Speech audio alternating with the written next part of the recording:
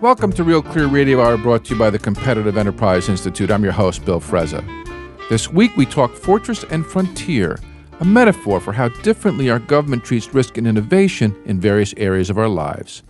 In the second half of our show, we'll be joined by Joe Quirk, Director of Communications at the Seasteading Institute, to discuss plans being made to construct floating sovereign city-states designed to foster innovation and governance. Up first, Robert Graboyes, former Federal Reserve Bank economist, now a senior research fellow at the Mercatus Center, compares and contrasts how our regulatory agencies treat the healthcare and IT industries and the consequences thereof. Bob, welcome to the show. Thank you so much. Bob, you wrote a very compelling paper titled Fortress and Frontier in American Healthcare. I can't stop thinking about it. Set the stage for our conversation. What's that title all about? The title is about two worldviews, about innovation. My argument is that we've had a 70-year debate about nothing over healthcare in the United States. We've really had people who are far more in agreement than they think. It's not really left-right. It's not really Democratic or Republican. And I think a more useful dichotomy to understand what's wrong and what's right about healthcare is the notion of a fortress and a frontier. And I'll define them quickly. The fortress has two characteristics. In the fortress, public policy is aimed at two goals.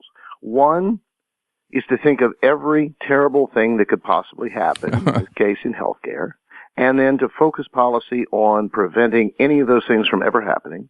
And the second thing is to protect insiders, in this case doctors, hospitals, insurers, pharmaceutical companies. Yeah, all of them, to protect them from outsiders who might just threaten their turf. And the frontier is just the opposite. The frontier understands that if you want great innovation, and my counterexample is the information technology industry, if you want great innovation, you have to allow outsiders to compete, and you have to allow people to take risks. And really the difference between healthcare and IT in the last 25 years is, strangely, interestingly, fascinatingly, there's been a bipartisan consensus that said IT ought to be out on the frontier, but we ought to lock healthcare up in the fortress. Didn't the telecom industry run as a fortress from 1913 all the way up to 1983 when the Bell monopoly was broken up? Absolutely. I think the walls of the fortress were taken down in several steps in IT. So as you said, the breakup of Ma Bell was a huge part of it. Subsequent court cases that allowed, for instance, fiber optic networks to carry phone conversations and cable and other things along the same lines rather than forcing them to stay separately. The biggest change when they really pushed IT out on the frontier was around 1989-90. When the then embryonic internet, called ARPANET, for some reason, and I think it's a fascinating question why the federal government did this, they stepped back and said, you know what, you can have the internet. You can go out and innovate. You can do things. We're not going to regulate it. You don't have to beg us permission to develop apps. You don't have to send in a form and spend a couple $1 million applying for your new laptop. And that's when we took off. People forget that it was at one time illegal to send any commercial traffic on the internet. It was illegal to do business on the internet. I was on the front lines of that fight, and I remember vigorously arguing with Ralph Nader's organizations in Washington who wanted to keep the internet closed as a fortress and only allow government business on it. Absolutely, and it could have happened. You know, I give a little example in the paper, just as a thought experiment. Imagine going back 25 years in a time machine, go to 1989, and gather a group of people together, maybe people you know, and tell them everything that's happened in healthcare in 25 years. You'll tell them about statins and some new vaccines. Might tell them about face transplants. And all in all, I think they'll be pleased with what's happened, but not terribly surprised. Right. All of it was pretty much foreseeable. Then I say go back and tell the same group of people what's happened in IT. Tell them about smartphones, what Skype, they can do. Right. Tell them about iPads. Tell them about Siri, Amazon, Uber, and so forth. And they're going to think you had a very bad 25 years and went nuts. And especially when you tell them how little these things cost. Right. Just a staggering difference. And again, it didn't have to be that way. Healthcare could have been on the frontier, and IT could have been locked in the fortress. But, you know, in IT, we're allowed to have products fail and we're allowed to have companies fail. Without the Newton, there may have never been an iPad. In medicine, I don't think we allow failures anymore. Well, that's exactly right. And there's a huge bias built in.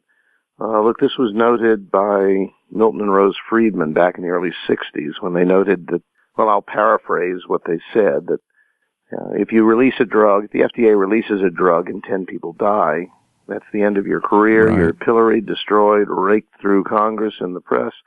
On the other hand, if you slow walk a drug and because you don't release it, 100,000 people die for the lack of it, well, there's no real negative ramifications. And that's the fortress that has kept medicine as uninnovative as it is. In the IT industry, we typically take new products that are a little bit flaky and very expensive, and we get rich people to buy them.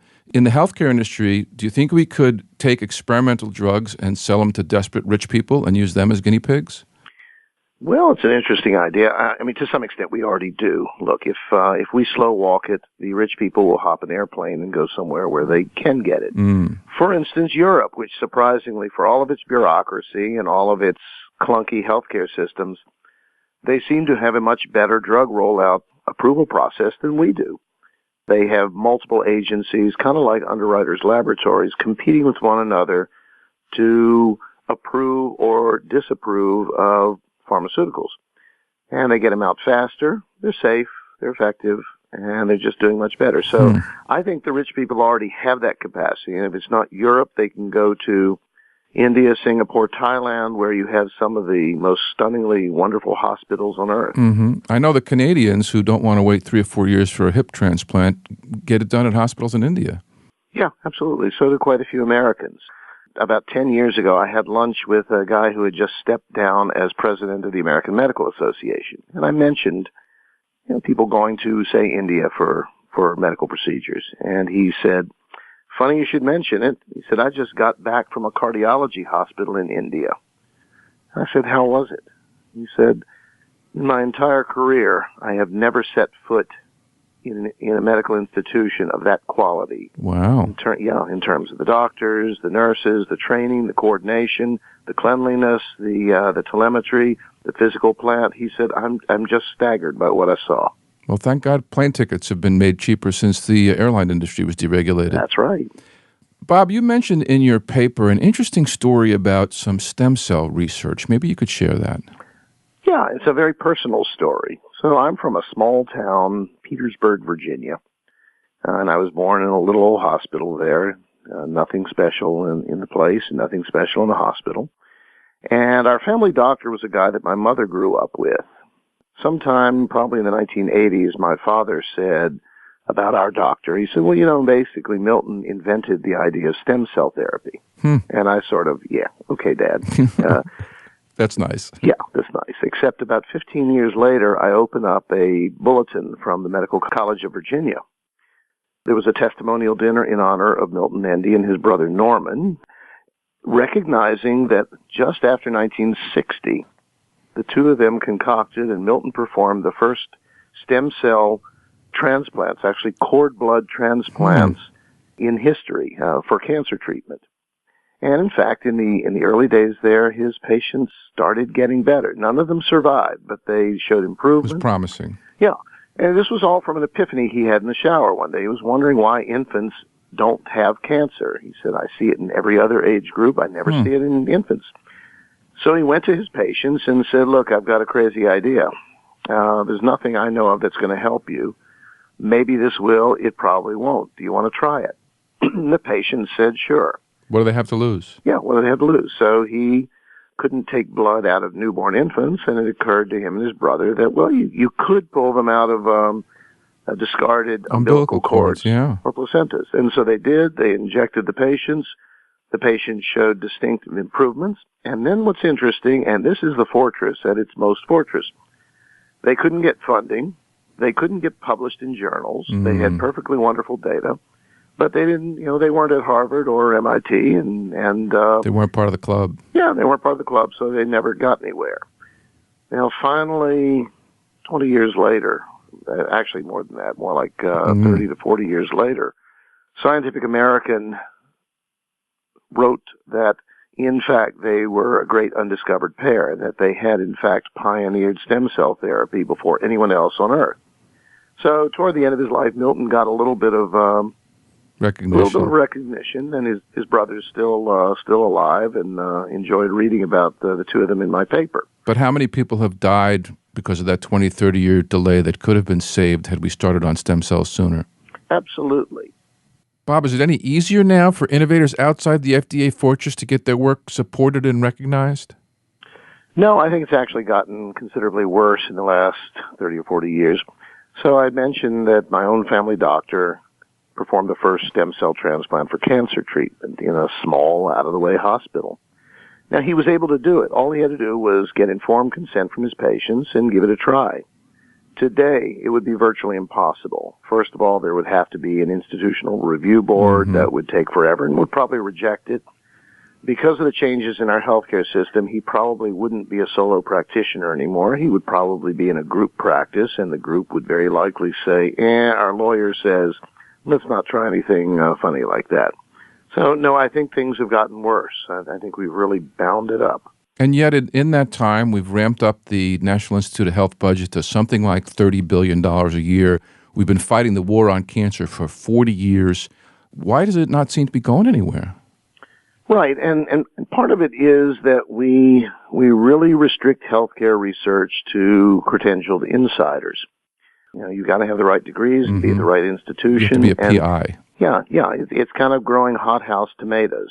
It doesn't work in any other industry, and there's no law of physics that says you can find innovation in places you can't elsewhere. Look at IT. Who were the great names? The great innovations did not come out of IBM.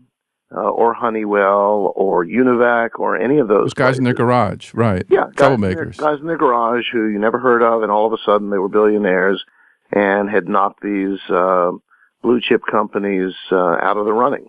How have they convinced us that medicine is different? Well, I think it's part of what the 19th century French economist Frédéric Bastiat recognized in the seen and the unseen. In medicine, you see very clearly the adverse events. It's a bit harder to see the great wonders. So everyone says, well, I know what it means to have a botched operation go bad and a pill that kills somebody, and I don't ever want that to happen. But you don't see what one of my colleagues has referred to as the invisible graveyard of millions who died because we were slow to roll out things. IT is probably a little bit different.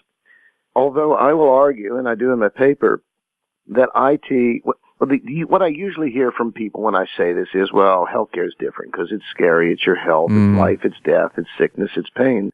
IT is just toys that sit on your desk and go around in your pocket. And then I say, well, think about that. Think about the dangers that the Internet and smartphones pose. If you had been back in 1989, you very well might have said, well, we really don't want to have these little cell phones and the Internet. The drug dealers might use them. Yeah. Terrorists can use them. You can set off explosives to kill troops in Iraq. You can dream up incredible new forms of financial fraud that would never have been possible before. Invasions of privacy, destroy people's reputations. You can become predators and lure people to their deaths. The Internet is every bit as dangerous as healthcare. We just don't tend to think of it that way. I think it's as much a mindset as anything. So if we can't change the system, maybe we can beat it. You've already mentioned buying airplane tickets and using regulatory arbitrage to fly to different countries. What are some other ways to get around the system? Yeah, and I will just mention, not only can consumers go overseas, but so can producers. I teach at a couple of universities, and my students are doctors, nurses, administrators, and such. And for years and years, I've said, well, what should I be thinking about? And I've often said, half in jest and half not. I would look at property values in, I don't know, the Caymans or Bermuda or Bahamas. I have a dear friend who is running a stem cell clinic in the Bahamas outside the reach of the FDA doing cardiac therapy. Yeah, and absolutely. his customers fly there, they play a little golf, they pay cash, they get their treatment, and they go home. And the really stunning thing about it is the new technologies that are coming online are not going to require a $500 million to institute. I'm sure your friend there has a modest amount of capital investment in it. There are all of the 3D printers, which are going to allow all sorts of new medical technologies at a very low cost. Spend a little time on that. You do tell some interesting stories about 3D printed prosthetics. Absolutely. That's something I've very happily come into contact with myself. You talked about prosthetic hands, functional prosthetic hands that you can use to grasp things, pick up things, For ride a bike, amputees, drive a car, whatever. If you had had the conversation 2 years ago, you would have said that such a hand costs about $40,000. Well, in South Africa a couple of years ago, a carpenter accidentally chopped his fingers off. He looked into the prosthetics and found they cost tens of thousands of dollars, and he didn't have it. So, being a resourceful fellow and a builder, he got on the web, and ultimately he contacted a puppet maker in Washington State. And from 10,000 miles apart, they collaborated to devise a functional, three-dimensional printed hand. A carpenter and a puppet maker. Yeah, carpenter and a puppet No maker. medical degree, not a PI somewhere, no NIH grant, just let's go do it. Just go do it. And what they came up with was a hand that, again, a child, you can fit it on a child or an adult. The adult can drive, the child can ride a bike and catch a ball and pick up a glass and do a lot of things. It's not the $40,000 hand, but it's a fully functional and actually remarkably attractive hand. And it costs somewhere between, depending on how you count it, $10 and $50. I'm looking at a picture on the paper you published. I really recommend people go find it. The name of the paper is Fortress and Frontier in American Healthcare. And I'm looking at this hand, and it looks like it was designed by a toy company. Yeah. Well, part of it is, and actually I don't know if that's one of the very low-cost ones. I didn't pick that particular picture. If you go to a website called enablingthefuture.org, you can actually see lots of designs and people trying them on and people using them, and it's really stunning. And the toy-looking aspect is really important. I watched kids fit it. The kids help design them. You can find kids saying, I want mine to look like a superhero. So when I go to school, instead of being the weird kid who's missing a hand... You're the bionic kid. Yeah, bionic kid. And the kids at school say, can I get one of those too? And the best story of it was, and the amazing thing is, there's a professor named John Schull at Rochester Institute of Technology. He started a Google Plus group to connect people who needed a hand with people who were interested in building one. And now he's got, I think at this point, probably 3,000 people worldwide involved in this. One of the cases was a kid by the name of Luke. And he and his father decided to build Luke a hand. And one of the most important things for Luke was to be able to grasp things, without being clumsy about it. And it occurred to his father, well, if one thumb is a good idea, two thumbs is probably even better. Let's improve on the hand. Yeah. So they built a hand that had 4 fingers and a thumb on either end. How about a screwdriver attachment, a powered screwdriver attachment? Well, that's the amazing thing, because you've got these thousands of people, tinkerers. Some of them are medical professionals. We recently held the world's first conference on three-dimensional printed prosthetics at Johns Hopkins University, and the host was a professor there, Albert Lee, who designs not only the $40,000 hands, but he's been on 60 Minutes a few times designing hands that cost in the hundreds of thousands. He used brainwaves. But the moment he saw these things, he said, you need to teach me to use this, and I want to learn about it. Interesting. And now he's working on projects he's also a physician in the Navy.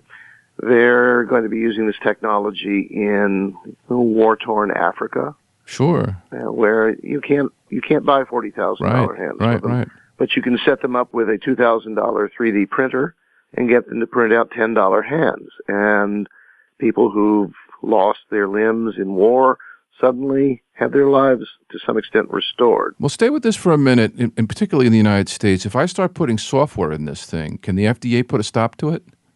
Well, that's an interesting question. So far, Enable, which is the group, E-N-A-B-L-E, has had very good relations with the FDA. But frankly, any relationship like that has to be somewhat wary.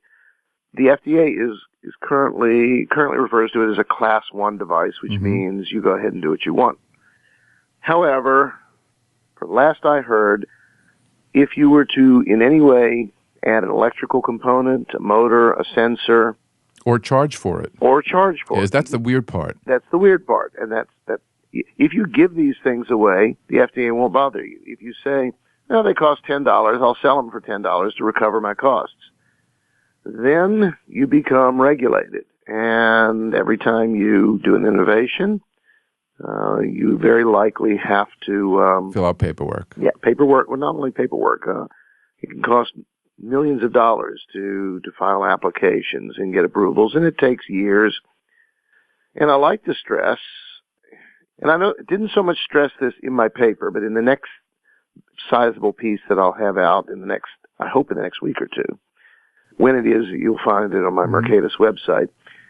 But I try to spin the argument, which I sincerely feel that we can sort of have a truce as to whether the FDA as we have it, the CDC, the NIH, these other outfits, the way we regulate, whether it was appropriate in the mid-20th century. I can voice a very good argument. And the way I do so like is mining unions and labor unions, and they were very useful in those days. Yes, and with the regulatory mechanisms, I will argue, someone at the prosthetics conference said, well, we need the regulation because otherwise you'll have charlatans trying to persuade you to take radium pills, which was something that quacks distributed in the early 20th century.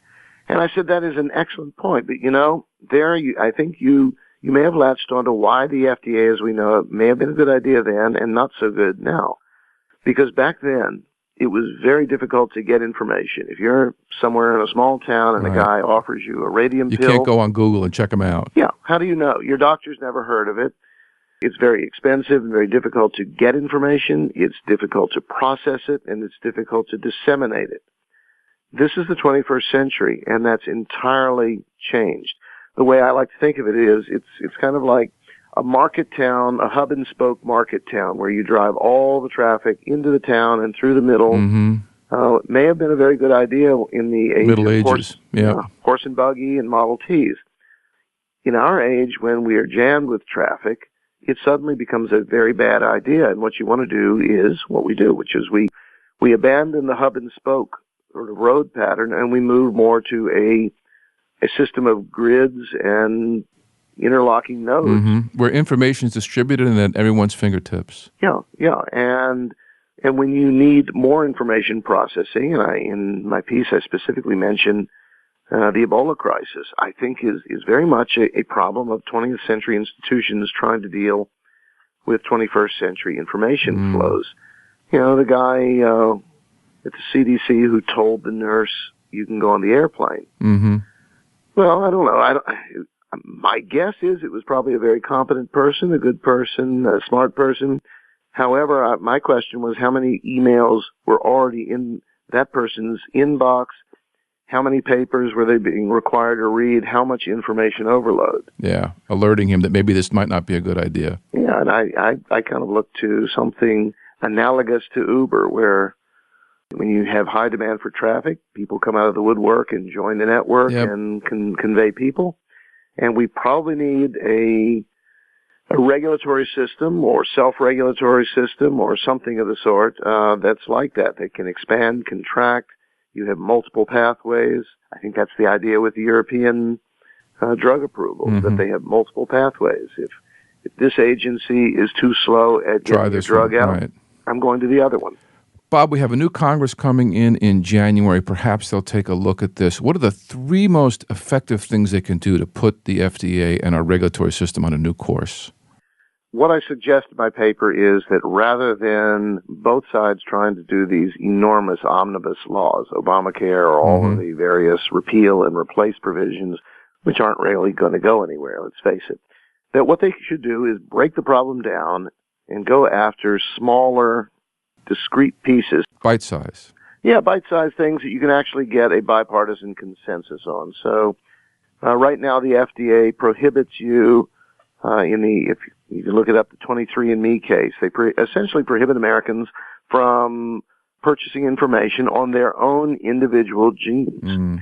you can get a very nice bipartisan consensus that says they need to stop doing that. And there are 100 other things at the FDA you could do.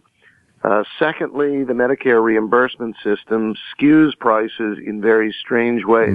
If you wonder why your doctor is the only professional you deal with that you can't email or talk to on the phone and have bills for that, it's because the Medicare reimbursement system absolutely leaves medical pricing back in the mid-20th century. Right, Sovietized. Yeah, Sovietizes it, and without any exaggeration then.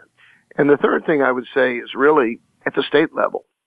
I like to point out to more conservative audiences that, look, well, you can rail all you want against Obamacare, but your states are doing things that are probably just as destructive, and you've been at it for decades. Things, prohibitions on telemedicine, professional licensure that keeps doctors from moving into a state, or nurse practitioners from setting up independent practices where they're needed.